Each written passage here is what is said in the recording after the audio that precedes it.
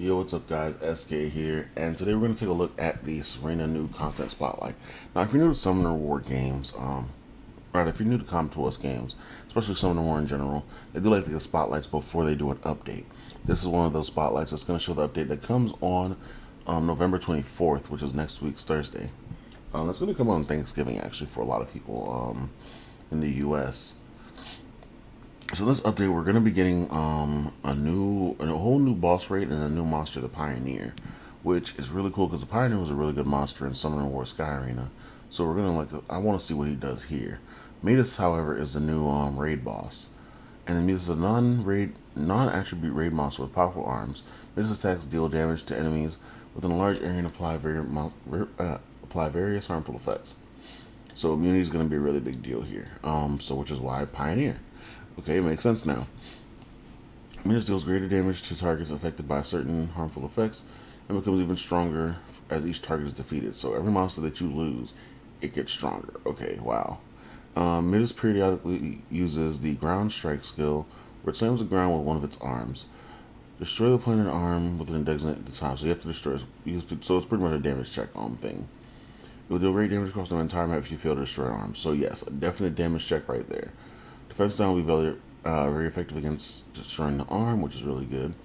Mida's ultimate dodge increases over time. The dodge increases more if there are any defeated allies. So you get stronger the more allies you lose. So if you have a revive monster, I'm not sure if it's gonna actually be good here because you're gonna be sacrificing DPS and what have you, rather, not whatever. However, like I have like the Wind Archangel, which two revives. That's great. He's really good, and I like to use him. I did accidentally reset him. I was not paying attention when I was doing it. I was half asleep. So yeah, that happened. We're gonna have to go ahead and rebuild him later. On the other hand, Midas's ultimate gauge decreases when Midas is under debuff, so it's good to have debuff monsters with him. Good debuff monsters. One I could actually think of. Oh man, I wish I had the Dark Inugami right about now because Dark Inugami is actually a good monster for this game. The way his attacks work, it's a really good monster. The light, not the light, the wind, Martial Cat is actually pretty good as well. She applies bleed with like one of her skills, and she does more crit rate and crit damage depending on the amount of debuffs on the enemy as well. So it's things like that you gotta pay attention to when it comes to like the lower star monster. I think she's a 4-star actually, and then I'm pretty sure the Dark Inugami is a 4-star. You can acquire Spirit Nightmare equipment set from the Midas raid. Use the materials obtained from the Midas raid to enhance Spirit Nightmare equipment or craft Frost Lantern outfit set. Okay, so we got a new outfit coming into the game as well. And then we're getting the whole rainbow of pioneers here: fire, water, wind, light, and dark pioneers. And then this is just pretty much what they do, and their keywords, which is followed by the pound sign or hashtag, however you want to say it.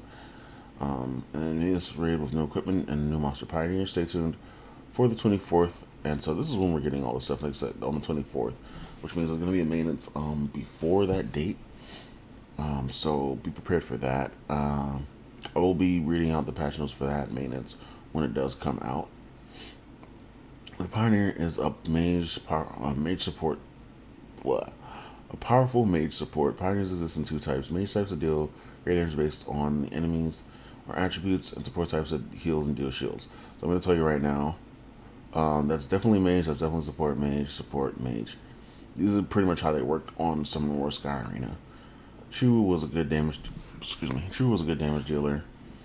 The Pong Baek was definitely a really good damage dealer, and then the Hunsa. Oh my god, Hunsa was crazy in Summoner War Sky Arena. That thing was just so much to deal with.